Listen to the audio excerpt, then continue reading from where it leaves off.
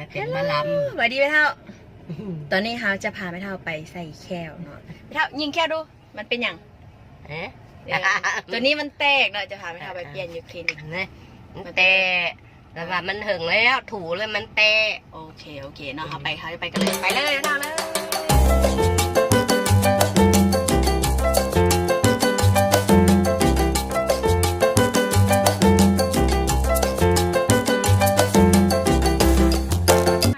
ไม่เท่าได้เขียวใหม่แล้วอยู่ใส่ไม่เท่าเขียวตัวใหม่ตัวใดตัวนี้ตัวเก่าเด้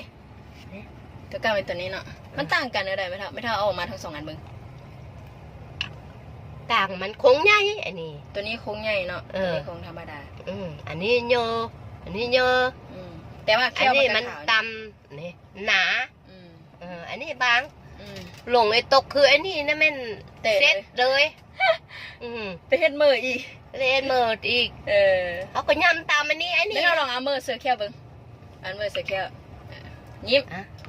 ยืงเนี่ยก็ประมาณนี้เนาะว่ามันกระแทกอันนี้นั่นคือเหมาะแทดแล้วอันแทดนะแล้วมันถ้าคุ้งเหือเอาเกได้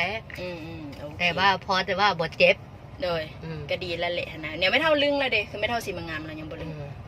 โอเคบายไปแล้ว